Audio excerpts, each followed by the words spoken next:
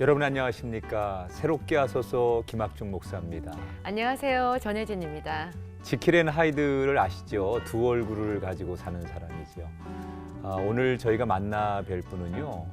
별명이 지킬 앤 하이드라 이렇게 얘기하시는 분이 있더라고요. 낮과 네. 밤이 전혀 다른 이중 생활을 하시는 목사님이랍니다. 네. 어떤 분인지 궁금합니다. 저희가 낱낱이 오늘 파헤쳐 보도록 하겠습니다. 네. 예, 전병철 목사님 나오셨습니다. 안녕하세요, 목사님. 반갑습니다. 네. 야.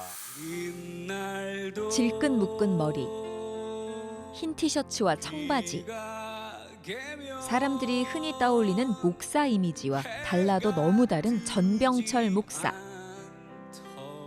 한 예능 프로그램에 출연하여 노래를 통해 삶에 지친 크리스천들을 위로했습니다. 학생 때 밴드 활동을 하며 음악에 대한 열정을 보였던 그는 복음성가 경연대회에서도 그 실력을 인정받았습니다. 현재 그는 4명의 목사로 구성된 목사 밴드에서 보컬로 세상 속에서 당당히 복음을 전합니다. 록 정신으로 세상을 흔드는 전병철 목사. 그와의 유쾌한 만남이 지금 시작됩니다.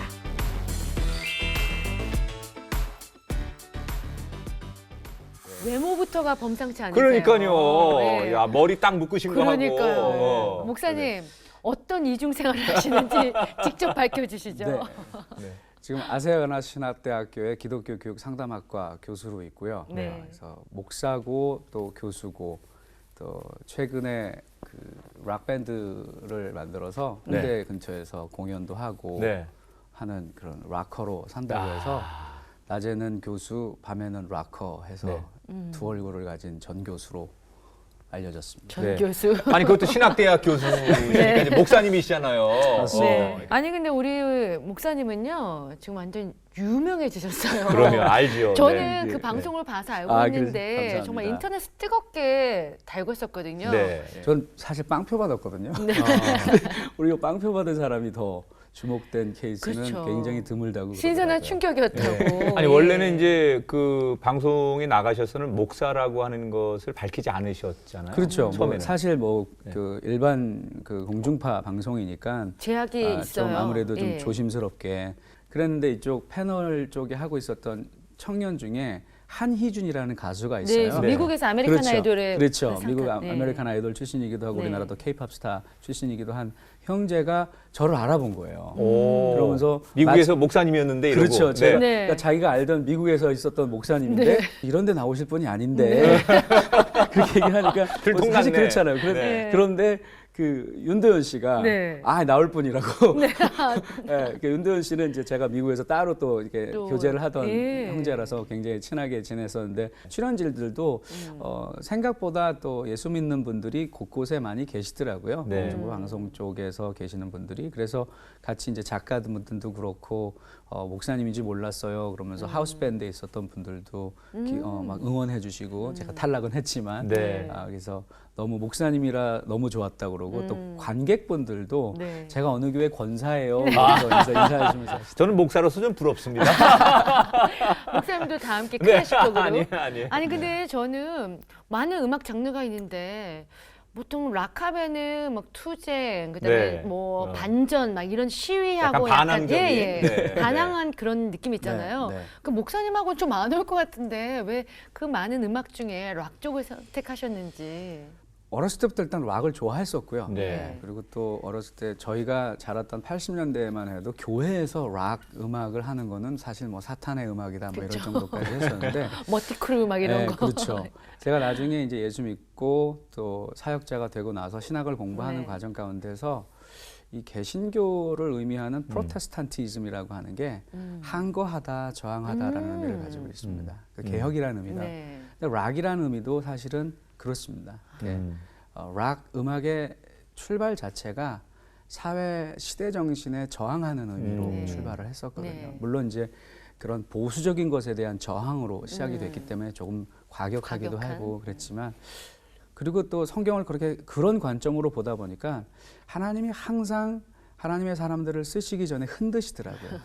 네, 그리고 우리를 구해주시기 위해서 일부러 흔들어 깨우시기도 네. 하고 예를 들면 바울과 실라가 감옥에 갇혀서 그 한밤중에도 원망하지 않고 기도하고 찬양했더니 하나님께서 그 옥의 기반을 흔드셨다라는 네. 표현을 어떤 영어 성경 버전에 보니까 God rocked the foundations of the prison이라고 표현을 했더라고요. 그래서 하나님이 락커시구나 이런 그런 생각을 했는데 그 락과 힙합이 또 비슷해요. 네. 힙합도 이런 저한 정신. 그래서 저는 하나님은 락커시고 그 아들 예수님은 힙합 전사셨다. 네, 말씀을 전하시는. 네, 왜냐하면 네. 그 힙합에서 이제 장르 가운데 디스라는 장르가 네. 있습니다. 이렇게 앉아놓고 서로 네. 배틀하고 막 네. 이러는데 예수님이 그거 아주 전문가셨어요. 토론, 네. 네. 왜냐하면 회당에다가 네. 율법 학자들과 서기관들과 바리새인들 모아놓고서 이렇게 어떻게 보면 디스하시잖아요. 네. 근데 이 힙합에서 하는 디스와 예수님이 하셨던 디스는 전혀 다른 게 예수님은 절대로 인격을 공격하시지 않았다는 그쵸. 거죠.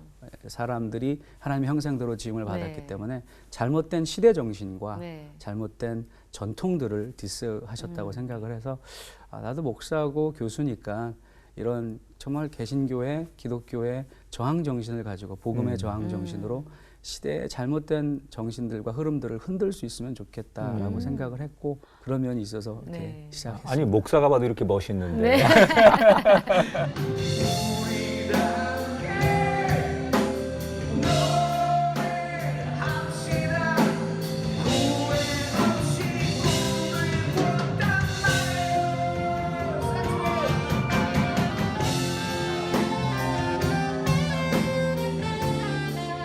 이제 저희가 목사 밴드를 하면서 되도록이면 복음성가는 하지 말자. 복음성가 가수들은 많이 있으니까. 그것도 마음에 든다. 네. 왜냐하면 또 우리가 교회에서 복음성가를 할 거면 교회에서 공연을 하지. 우리 세상과 어떻게 보면 소통하기 위해서 목사들이 밴드를 만든 거라면 복음적인 메시지를 가지고 있다면 가요 가운데 좋은 곡들을 좀 차용할 수 골라서. 있으면 좋겠다. 그들도 알고 있는 그 걱정 말아요라는 그 노래가 네, 전인걸 씨 가요지만 노래죠. 그렇죠. 네. 가요지만 많은 사람들에게 예수 믿는 사람들에게도 위로가 좀 되더라고요. 네. 그래서 그 노래를 부르고 마지막 부분에서 이제 끝을 늘리고요. 네. 그리고 마지막에 말해요라고 끝나는 부분인데 네. 그렇게 리타드 시키는 부분에서 제가 그 빌립보서 말씀을 갑자기 생각이 나서 말씀을요. 아무것도 염려하지 말고 모든 일에 기도와 간구로 걱정하지 마세요. 네. 하나님께 맡기세요. 그리고 말해요 했는데 그 가요 밴드 공연이잖아요. 네. 네. 거기 모여 있는 분들이 다 예수 믿는 분은 아닐 텐데 네. 아멘. 오. 갑자기 말씀 말씀인 줄 알았어요. 그렇죠. 근데 예. 거기 모였던 분들이 그 기자들이 특별히 네. 무슨 락 공연에 예배 갔다고. 사실은 그 예. 판타스틱 듀오 때도 그랬어요. 네. 여러분 이 노래 다 아시죠? 그랬더니 네 그래요. 그럼 우리 함께 같이 불러볼까요? 편집이 했더니 됐군요. 네, 그래서 네. 그 부분만 편집이 됐고 나머지는 네. 그대로 나왔어요. 네.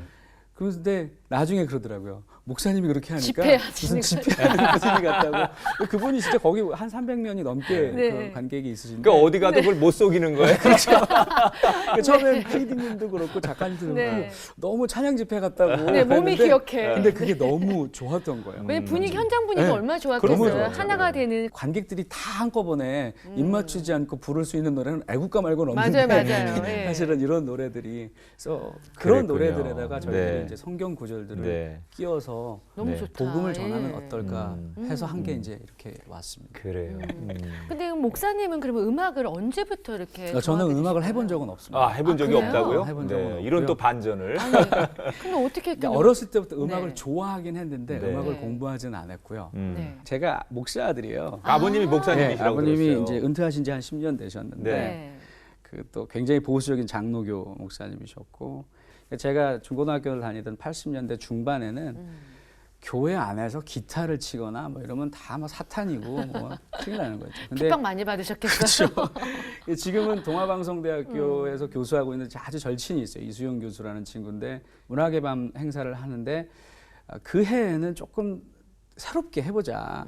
우리가 그래서 밴드를 찬양 팀을 만들어서 네. 하는데 이제 드럼을 과연 이제 칠 수 있을 것인가 네. 고민을 하는데 이수영 교수가 갑자기 야 목사들이 치면은 장로님들이 싫어도 쫓아내지는 못할 거다. 아이디어 좋네요. 지금 제가 고단수를 든 드럼을 배운 적도 없었는데 그때 그 몇 주 이렇게 연습을 해가지고 네. 그 드럼을 쳐갖고 그래도 참 저희 아버지한테 감사한 게 네. 그 장로님들이 그렇게 이렇게 불편한 기색을 하셔도 네. 그걸 저희들한테 이렇게 전하시지 않았던 것 같아요. 예. 그리고 교회에서 이렇게 어려워하고 그러면 하지 말아도 안 와도 괜찮다. 네가 싫은 거는 안 해도 된다. 그리고 네가 목사들이라서 꼭 그런 걸 해야 되고 하지 말아야 되고가 아니라 네가 하나님을 믿는 사람으로서 하나님의 자녀로서 해도 된다고 생각하면 해도 괜찮다. 아버님이 또 그런 그런 면에서는 가치관을 굉장히 가지고 예, 있으셨군요. 좀 많이 열렸던 분이었던 것 같아요. 그러면 아버지와의 관계도 나쁘지 않았을 텐데 네. 갑자기 또 미국으로 가게 되셨어요. 아버지하고 네. 관계는 늘 좋았어요. 늘 네. 좋았고 대학을 떨어졌어요, 제가. 네. 네. 예, 그 중학교 때까지 공부를 되게 잘하다가 고등학교를 좀 독특한 데를 갔었는데 그 매달 시험을 보고 나면 이제 벽보에다가 붙여요. 1등 등수를 붙이는군요. 그렇죠. 네. 근데 제가 중학교 때까지는 전교 10등 밖으로 나가 본 적이 없었던 것 같은데 네. 고등학교는 1학년 때 네. 그 공부를 포기하게 된 계기가 그건데 한 번도 100등 안에 못 들어갔어요. 그러니까 전국에서 수재들이 몰리니까 아 외고 가셨군요. 어떻게 또 뭐 듣기만 하고 하시. 네. 예, 그 당시에 이제 저희가 외고 1세대입니다. 너무 공부하는 게 힘들고 싫어가지고 그러다가 고등학교 2학년 때일 거예요. 2학년 때 대학가요제라는 프로그램을 네. 보는데 그 지금은 고인이 되신 그 신해철 씨라고 하는 분이 네. 보컬로 무한궤도. 있었던 무한궤도가 네. 나오는 걸 보면서 아, 나 저거 나가고 싶다. 어. 음악을 너무 하고 싶다라는 생각을 했는데 제 주변의 친구들이 제가 다 대학을 안 갈 거라는 걸 알았거든요. 너 저거 나가려면 대학을 가야 된다고.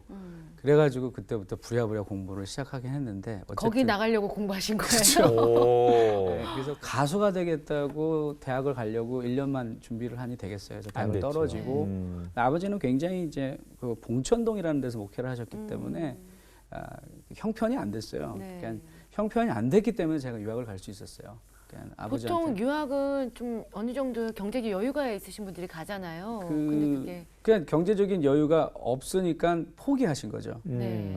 그래서 제가 가겠다는 걸 말리시지도 못했고 네. 그러면 제가 재수를 하는데 비용을 다 대주실 수나 있는가? 네. 그것도 아니라면 그냥 이제 아버지는 해주실 만큼 다 해주셨으니까 또 최선을 다해서 또 제가 미국에 유학 가 있는 동안도 최선을 다해서 많이 도와주셨고요. 네. 그래서 미국을 무조건 제가 갔어요. 네. 갔는데 미국에서 소위 내가 배웠던 신앙과 다른 신앙 세계가 있다라는 걸 알게 됐죠. 어떤 그러니까 이제 아무튼 그 교회가 굉장히 많이 싸우더라고요. 이민교회는 좀 그런 예. 것도 있고. 아무튼 여러 가지 가장 민감한 18, 19살 때 그러니까 아버지가 담임 목사하던 교회에서 다닐 때는 보지 못했고 경험하지 못했던 그런 갈등들 그리고 또 신학적인 고민들 뭐 그런 것들을 좀 일찍 시작했던 것 같아요. 그래서 그 중에 한 에피소드는 제가 이제 돈이 없었으니까 이제 신문을 보고 신문 광고를 보고 어떤 교회가 한인 교회가 그 미국 교회를 빌려서 예배를 드리는데 그 미국 교회가 학교까지 갖고 있어도 굉장히 큰 건물이었는데 체육관도 있고 그거를 청소하는 용역이 있었어요. 네. 청소 용역을 제가 이제 저하고 같이 있던 형님이 그분도 유학생이었는데 따가지고 둘이서 같이 이제 한 달에 3,000불을 받기로 하고 네. 엄청난 돈이었어요. 지금도 3,000불이면 적지 않은 네. 액수인데 그래서 학비를 좀 할 수 있겠다 생각을 해서 충당하자. 예. 한 달 동안 열심히 청소를 했죠. 근데 그거 관리하던 한인 목사님이 우리가 그 교회에 안 나온다는 이유로 그 돈을 안 주시더라고요. 오. 그거는 있을 수 없는 일이잖아요. 그래서 네. 그때 이렇게 전 어린 마음에 굉장히 낙심해가지고 네. 목사 아들이 목사한테 상처 사기를 당하는구나. 받으셨고. 그리고서는 그때 그 아버지한테 저는 기억이 안 나는 아버지가 네가 전화를 걸어서 교회를 이제 끊겠다고 그러더라. 통보하셨군요, 기가 막혀서 그냥. 무슨- 아빠는 이제 교회 네, 끊어요, 그렇죠. 이렇게. 무슨 술 끊는 것도 아니고 교회 끊는다는 얘기 그때 처음 들어보셨다고. 네. 그리고서는 교회를 안 나가기 시작했어요. 어. 네, 한 5년. 그렇게 좀 상처도 있었고 젊은 시절에 좀 방황이죠. 그렇죠. 여러 가지 네. 막그 이런저런 질풍노도의 시기를 그러면서 보내면서. 이제 뭐 소위 이제 세상에서 친구들이 하는 거 다 하기 시작했죠. 술, 담배 술, 다셨어요. 담배 하고 굉장히 많이 마셨어요. 저는 술도 그렇고. 근데 언제 그러면 다시 어. 그 하나님 앞 부름 앞에 무릎을 꿇게 된 겁니까? 제가 이제 대학교 4학년 때 94년일 거예요. 미국에서요? 예, 미국에서 이제 그냥 콜로라도 대학교라고 그 굉장히 리버럴한 그 자유주의적인 분위기입니다. 로키산 밑에 있는 3번은 제가 거기서 예수를 믿었다고 하니까 그 콜로라도에 살고 있는 분과 유명한 기독교 작가 그 필립 옌시라는 분이 네. 있어요. 네. 그래서 그분하고 제가 이제 무슨 통역할 일이 있어 만나서 얘기하다가 그 얘기를 했더니 너무 못 믿겠다는 듯이 저를 쳐다보면서 보통 볼더 가서 신앙을 잃어버리지 거기에서 신앙을 되찾았다는 소리는 난 네가 처음이다라고 얘기하시더라고요. 그 정도로. 예, 그 정도로 자유로운 분위기인데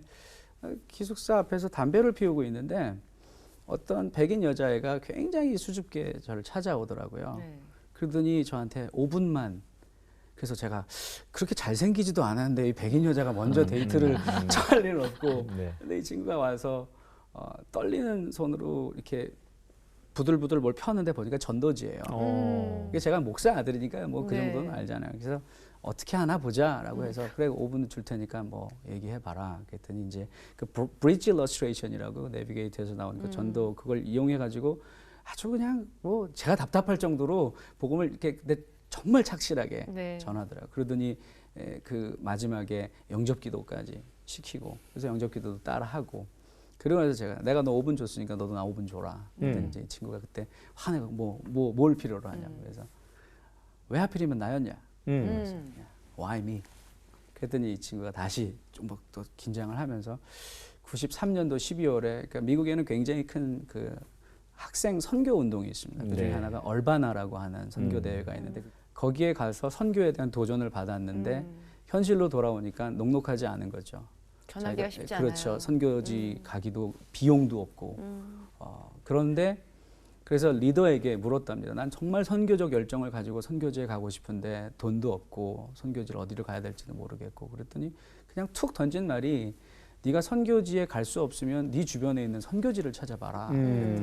그랬더니 유학생이 생각이 나더라는 네. 거예요. 그래서 저한테 와서 그때까지만 해도 그게 하나님의 이렇게 그 어떤 방문이라고 생각을 안 했는데 신기하다. 하나님이 이렇게 잊지 않고 있나? 그러니까 거의 5년 만에 처음으로 교회를 끊은 지 5년 만에 처음으로 하나님께서 어떤 사람을 통해 참 재밌는 게 제가 5년 동안 목사 아들인 상태로서 교회를 한 번도 안 다녔는데 한 번도 저한테 복음을 전하는 사람이 없더라고요. 다른 사람들. 교회는 다 지들끼리 다니는데 네. 워낙 제가 또 안 가게 생겼으니까 네. 그러다가 그때까지도 제가 뭐 신앙에 대해서 진지하지 않았는데 평상시 때처럼 이런 얘기를 다 해도 괜찮은지 네, 모르겠어요. 괜찮아요. 그럼요. 뭐 새롭게 아니, 하죠. 누구는 예. 괜찮은데 저는 저희는 좋아요. 술을 엄청 먹었어요. 네. 내가 이제 백인 친구들이랑 술을 엄청 먹고서는 속이 너무 안 좋아서 막 이렇게 이제 그래서 구토라고 하죠. 네. 그러면서 너무 힘들어가지고 변기통을 붙잡고서 울면서 처음으로 기도를 하는 거래요.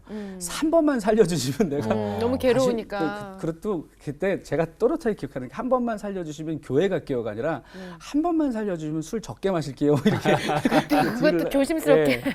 이게 그러고 있는데 순간 머릿속에 요한복음 14장 6절이 탁 지나가는 거예요. 네.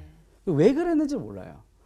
그래서 가서 근데 제가 그때 복수 전공으로 심리학하고 중국학을 공부하고 있었는데 그때 이제 대학원생들하고 제가 이제 외고에서 중국어를 전공했으니까 네. 학부 수업을 다 들을 수 없어서 대학원 수업을 같이 듣고 있었는데 그때 이제 도덕경을 현대 영어로 그 번역하는 그런 연습을 하는 과목이었었어요. 네. 도덕경이라면 중국. 그렇죠. 중국 네. 도덕경에 보면 도가도 비상도 명가명 비상명이라고 해서 도라고 말할 수 있는 도는 진정한 도가 아니고 이름이라고 짓는 순간부터 진정한 이름이 아니다. 뭐 이렇게 네. 굉장히 헷갈린 거죠. 어렵네요. 초장부터.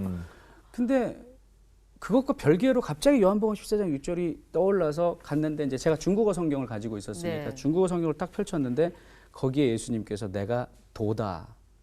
내가 길이요, 진리요. 네, 그렇죠. 네. 길이요 진리요 생명인데 한자로 중국어로 도라고 써 있거든요. 길도자가. 거기서 갑자기 술이 확 깨는 거예요. 술이 확 깨면서 나도 모르게 막 눈물이 펑펑 나오는 거예요. 근데 그 뒤에 도라고 그치는 것이 아니라 내가 길이요 진리요 생명이니 나로 말미암지않고는 아버지께 나올 자가 없다라고 얘기하는데 제가 중고등학교 때 아버지하고 관계가 좋았으니까 아버지가 시키는 거 다 했거든요. 그러니까 하루에 성경 10장씩 읽고 때로는 용돈이 필요하면 20장씩 읽고 그러면서 그 성경 읽으면 상 주는 거 되게 좋은 것 같아요. 성경을 제가 못해도 한 20번 정도는 창세기부터 계시록까지 통독을 했었는데 한 번도 그 구절이 그렇게 다가온 적이 없었습니다. 근데 그 무렵에 우리나라에서도 잠깐 유명했던 그 만행이라는 책을 썼던 하버드에서 화계사까지라고 하는 현각 스님이 네. 네. 있었어요. 그 현각 스님이 그 만행이라는 책에서 자기가 왜 중이 됐는가를 얘기하는데 요한복음 14장 6절을 읽었는데 길이 무엇이고 진리가 무엇인가라고 탐구하다가 못 찾았는데 그 예일인가 뭐 하버드에서 신학을 공부할 때까지 못 찾았는데 숭산 스님인가라는 분이 뭐 자기 모교에 와서 강의를 할 때 거기서 깨달음을 얻어서 네.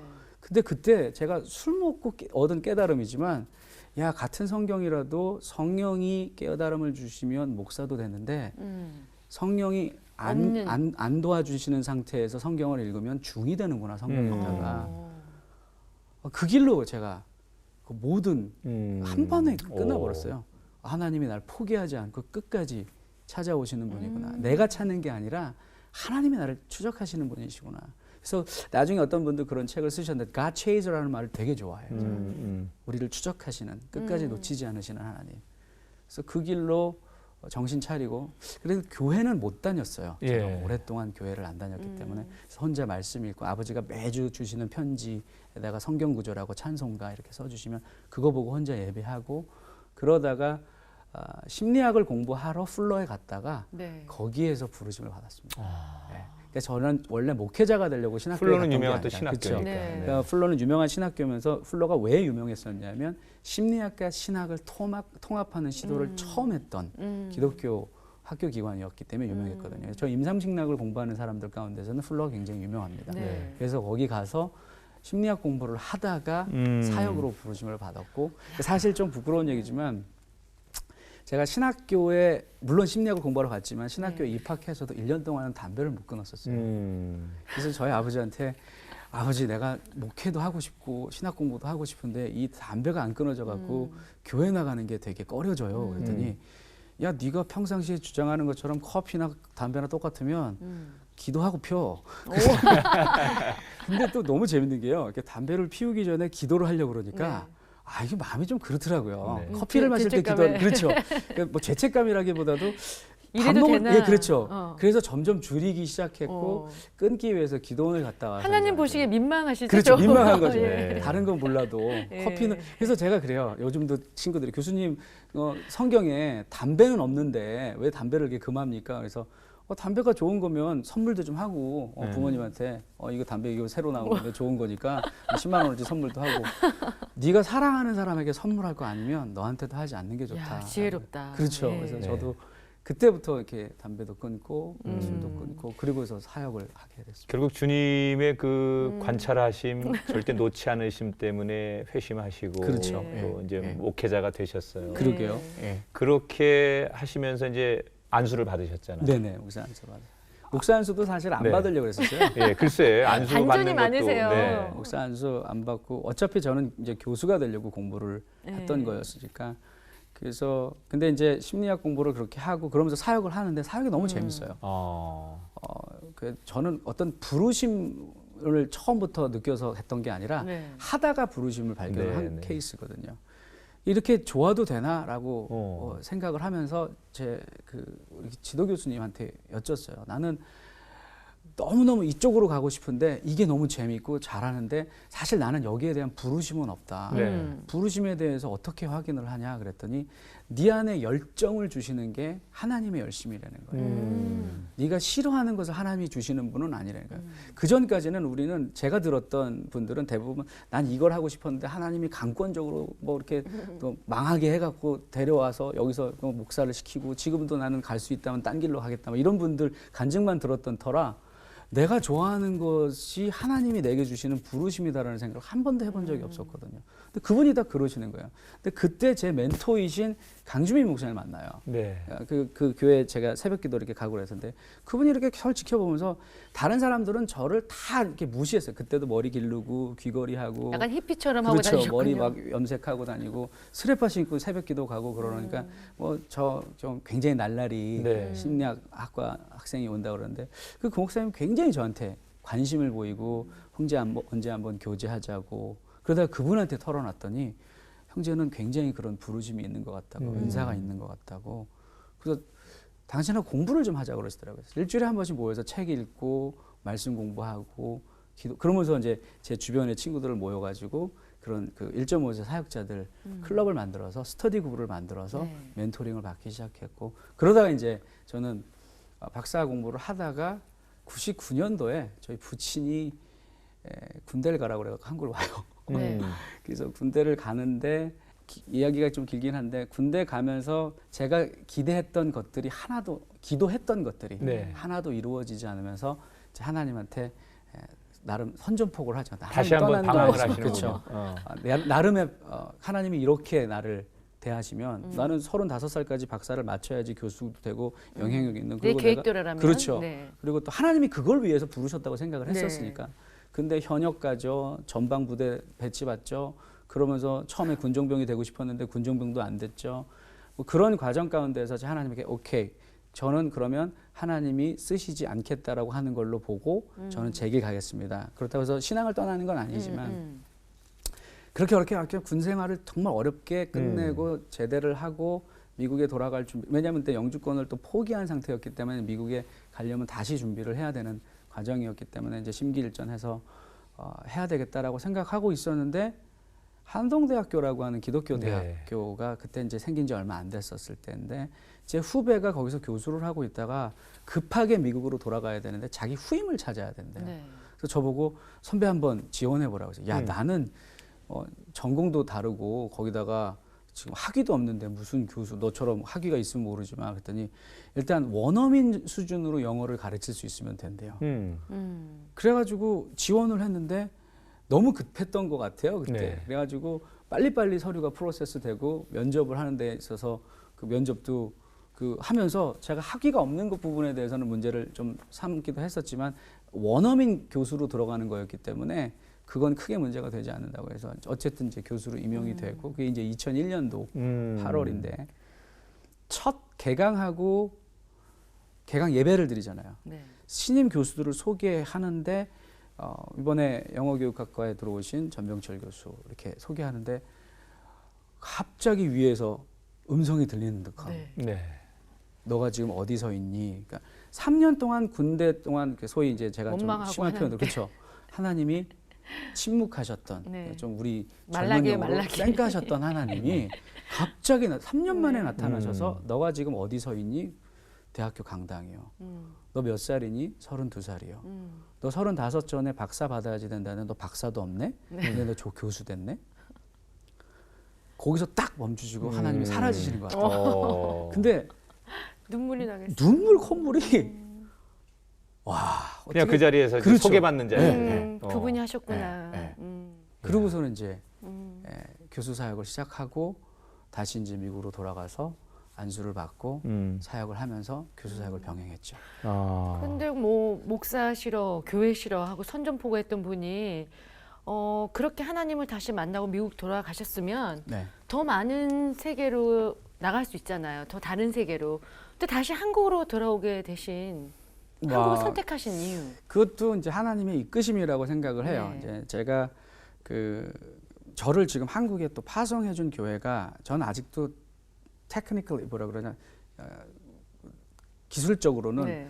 아시아의 그 교단 협력 선교사로 파송을 나와 있습니다. 네. 제가 미국에 섬기던 교회가 또 감사 선교교회라는 네. 선교교회인데 저희는 교회의 전체 예산의 80%를 선교로 지급하게 돼 있고 그게 정관에 나와 있어요. 저희는 네. 선교를 목적으로 세워진 교회니까 선교만 하겠다. 그리고 전 교인들이 뭐 휴가고 뭐고 뭐 담임 목사님, 장로님부터 모든 식구들이 다 선교하는 걸 당연히 그래서 2011년도에 북한 선교도 갔다 오고 무엇보다 이제 이슬람권에 관심을 많이 갖고 있어서 한국 교회는 이슬람을 많이 선교를 못 하니까 파키스탄에 이제 어떤 일이 있어서 가게 되는 그 길에 같은 비행기 안에 파키스탄 분을 만났어요. 네. 근데 이분이 한국에서 5년 동안 이주 노동자로 네. 지내셨다 그러더라고요. 근데 제 옆자리에 앉으셔서 이렇게 막 많은 얘기를 나누게 되는데 그때 교회 가본 적 있냐고 복음을 들어본 적 있냐. 5년 동안 단 한 번도. 그때 그런 생각 이게 뭐지? 우리나라에서 세계에서 선교사를 두 번째로 가장 많이 보내는 나라 그리고 또 문화권에도 선교사를 많이 파송하는데 하나님이 보내주신 아까 말씀드렸던 그 우리가 갈 수 없는 선교지는 우리 안에 들어와 있는 선교지를 찾으라고 네. 했던 저에게 전도했던 친구. 그 자매처럼 갑자기 그 생각이 나면서 네. 한국 교회에 급하시니까 하나님이 이렇게 많은 이주 노동자들을 보내주셨네. 특별히 지금 우리나라에 들어와 있는 이주 노동자들의 대다수가 이슬람권에서 와 네, 있습니다. 그렇죠. 거기 그 나라들이 못 살기 때문에. 근데 한 번도 이 사람들이 복음을 들어본 적이 없다는 게 기가 막히더라고요. 그래서 그런 이제 비전 쉐어링을 나중에 이제 돌아가서 했는데 우리 장로님이 또 담임 목사님이랑 목사님한테 그 비전을 줬더니 목사님 보고 하라는 거네. 한국에서 그 청년 대학생들한테 이슬람권에 대한 선교에 대한 비전도 주고 그런 다문화 사역을 하면 어떻겠냐고. 한국에 어떻게 가지? 라고 고민하고 있는데 마침 제가 있는 신학대학교에서 교수 모집 공고가 나와서 그랬군요. 전혀 연고도 없는데 지원을 했고 또 하나님 은혜 가운데 교수가 됐고 와서 그래서 그때부터 이제 청년들한테 선교에 대한 동원 훈련을 하고 일들을 하게 됐고 아버님이 한국에 와서 이렇게 목회자로 다시 한국 교회를 섬기고 또 후학들을 가르치는 일을 아버님이 보셨을 때 어떤 되게 마음이셨어요? 자랑스러워 하시죠. 그렇죠. 근데 네. 너무 재밌는 게 저희 아버지는 제가 목사 안수 받는 걸 그렇게 원하시지 않으셨어요. 예. 제가 목사 안수 받는 날 미국에서 목사 안수를 받을 때 아버님이 직접 오셔서 전날 밤에 저한테 너 정말 이 길 갈 거냐고 몇 번이나 확인하시고 그럴 정도로 왜냐하면 이 길이 굉장히 어렵다는 거죠. 아버님은 좀 그래서 아시죠. 그래서 제가 이렇게 했을 때 굉장히 많이 우셨어요. 어머니도 그렇고 아버지도 그렇고 많이 우셨었는데 지금은 굉장히 자랑스러워 해주시고 그러면서도 저하고 또 이제 신학적으로 좀 부딪히는 부분도 많아요. 저는 이제 이렇게 아무래도 선교하고 사회운동하고 그러다 보니까 좀 열려 좀 사회 있는, 비판적이고 네. 뭐 이런 그러니까 태도가 있으니까 그건 좀 목사들이 비판적이면 안 된다. 그래서 그런 또 제사장적인 목사님들도 있고 선지자적인 락커도 좀 필요하다고. 그래서 가끔 그런 부분에서는 티격태격하긴 하는데 제일 많이 후원해 주시고 기도해 주시고 기뻐해 주시고 그러실 것 저희 같아요. 아버지 어머니죠. 입장에서는 네. 가장 네. 보람을 많이 느끼시고 환한 미소를 지으실 것 그렇죠. 같습니다. 네. 네. 무엇보다도 우리 목사님께서 한국에 오셔서 한국 교회 모습을 보고 많이 좀 실망하셨다고 들었거든요. 뭐 실망했다기보다도 저도 그 안에서 자랐기 때문에 그러니까 시대가 바뀌면서 복음을 소통하고 교회가 비춰지는 모습들이 바뀌어야 되는데 우리가 너무 우리 안에 gat혀서 그랬던 건 아닌가. 또 그래서 또 바깥에서 저희 같은 디아스포라들을 자꾸 보내주신다고 생각을 하거든요. 그래서 신선한 자극을 주고 저는 무조건 비판하고 비난하자는 게 아니라 우리가 좀 새로운 방향으로 가자. 어떤 것들을 조금 요즘 그런 쪽에서 관심을 가지세요? 특별히 이제 그 영성적인 부분에 있어서 우리가 가지고 있는 신앙, 믿음이라고 하는 것이 과연 성경적인가에 대한 고민들을 많이 하거든요. 그러니까 저는 이제 영성과 리더십을 공부했기 때문에 그 영성, 기독교 영성에 대해서 관심을 많이 갖고 우리 한국에도 와 보니까 영성 훈련, 영성이라는 표현들을 많이 쓰고 계시더라고요. 근데 제가 이렇게 가만히 보니까 성경적 영성이라기보다는 유교적인 영성이 교회에 굉장히 깊이 뿌리 내려 있습니다. 그 유교적인 것 가운데 하나가 보은의 영성이라고 하거든요. 하나님의 은혜를 갚겠다라고 하는 좀 심하게 표현하면 그건 굉장히 발칙한 태도거든요. 교만한. 찬송가에도 그런 찬송가 있지 않습니까? 하늘을 두루마리 삼고 바다를 먹물 삼아도 다 기록할 수 없는 하나님의 사랑과 은혜를 우리가 새벽 기도 나오고 금요 기도에 나오고 주일날 아침부터 저녁까지 봉사하면 하나님의 은혜를 갚을 수 있다고 착각하는 것 같아요. 근데 어느 순간이 되면 자기 기준으로 이 정도면 갚았다라고 생각하고 나면 그다음부터 하나님께 거슬려 받으려고 하는 것 같아요. 그러니까 자꾸 하나님께 실망했다고 하고 하나님하고 거래를 틀려고 하고 제가 한국 와서 보니까 좋은 전통이었는데 나쁘게 남아있는 것들이 왜곡되어 있는 것들이 참 많더라고요. 그중에 하나가 또 헌금 봉투에다가 기도 제목을 쓰는 게 이게 언제부터 시작됐는지 모르겠지만 이게 복채인가 헌금인가라는 고민을 하게 되더라고요. 그리고 권선징악의 하나님이라고 그러나요? 그러니까 착한 일을 하면 상 주시고 나쁜 일을 하면 기어코 쫓아가서 부직갱이로 때리시고야 마는 하나님. 제가 사실 7년인가 목사 안수 받은 지 한 7년, 8년째 됐을 때 둘째 아이를 유산을 합니다. 저희 와이프가. 근데 그런 과정 가운데서 어떤 권사님이 오시더니 이렇게 위로해 준다고 이렇게 밥을 사주시다가 목사님이 교만해서 하나님이 치시는 거야 그러더라고요. 그래서 제가 뭐 교만해 보였을 수는 있겠지만 그래서 제가 스스로 물었습니다. 내가 얼마나 교만하면 아직 태어나지도 않은 아이를 데려가시나? 내가 예배하는 하나님이 그렇게 잔인하신 하나님이신가? 우리는 많은 부분들을 성경적으로 풀지 않고 그렇게 우리의 기준으로 우리가 예배하는 하나님이 그렇게 잔인하고 무서운 하나님인가? 그러던 차에 제가 그때 읽었던 책이 제 친구이면서 선배인 제임스 브라이언 스미스 교수님이라고 선하고 아름다운 하나님이라는 책을 읽습니다. 그분도 첫 번째 아이가 염색체 이상으로 태어난 지 2년 만에 죽어요. 네. 근데 그때 그 어떤 목사님이 지역교회 목사님이 선배 목사님이 그분을 위로한답시고 밥을 사주면서 툭 던진 말이 자네 혹은 자네 아내가 아직 하나님께 회개하지 못한 죄가 있지 않은가. 무슨 소리냐고. 그 회개치 못한 죄 때문에 하나님께서 그 아이를 데려가신 거라고. 그래서 그때부터 그분이 그런 고민을 하다가 책을 쓰게 된 게 이제 선하고 아름다운 하나님. 그래서 우리가 잘못 가지고 있는 하나님에 대한 오해와 편견들. 그러니까 성경을 덮어놓고 신앙생활을 하다 보면 우리의 경험으로 하나님과 교회에 대한 오해와 편견이 점점 깊어지는 것 같아요. 우리의 관점에서 그렇죠. 바라보는 거죠. 그러니까 한국 교회가 세상으로부터 비판받고 비난받는 것은 사실은 그 하나님이 아니라 우리가 갖고 있었던 잘못된 오해와 편견에 대한 비판이라고 생각을 하거든요. 그럼 어떻게 하면 우리가 가지고 있는 하나님에 대한 오해와 편견을 깨뜨릴 수 있을 것인가? 다시 말씀으로 돌아가는 일이라고 생각하고 예수님께서 사랑에 빠지셨던 바로 그 하나님을 바로 알고 그 하나님을 예배하고 그 하나님을 경험하는 삶, 그것이 전 영성이라고 생각하거든요. 네.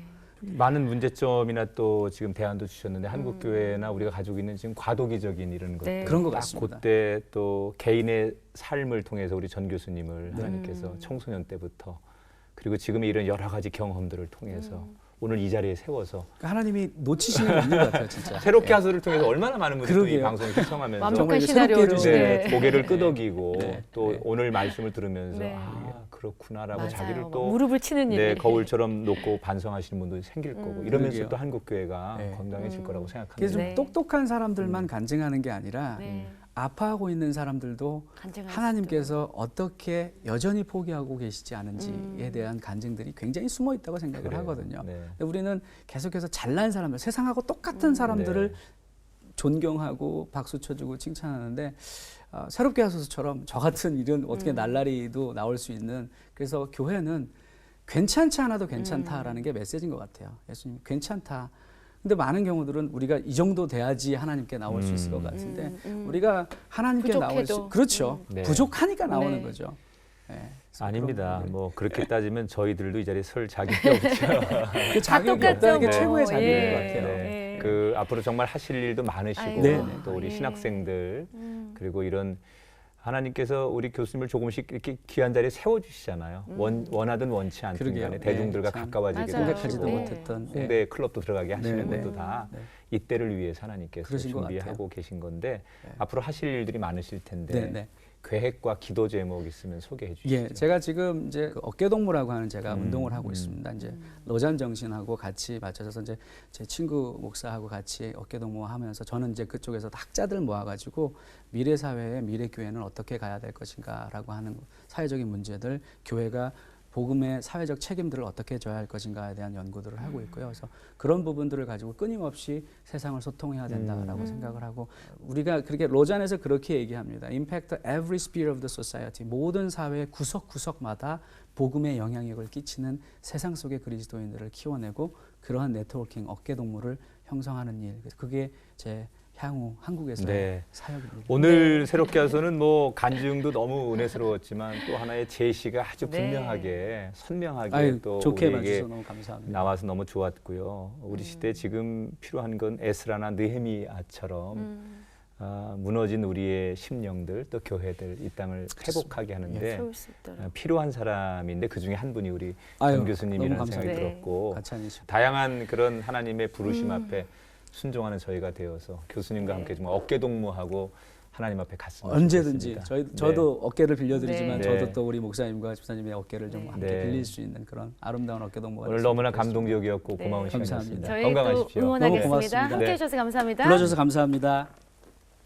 하나님이 우리 중심을 보신다고 하시잖아요. 우리 겉으로 가지고 있는 뭐 헌금 많지 않아도 또 재능이 많지 않아도 교회에서 그렇게 유명한 사람 아니어도 그 하나님 한 분을 향한 간절한 마음이 있을 때 그분에게 부어주는 은혜가 큰 교회, 또 그런 신앙, 그런 것들이 만들어지는 세상이 되었으면 좋겠습니다. 네. 새롭게 하소서가 그런 분들을 향해 응원하겠습니다. 다음 시간 다시 찾아뵙고 인사드리겠습니다. 고맙습니다.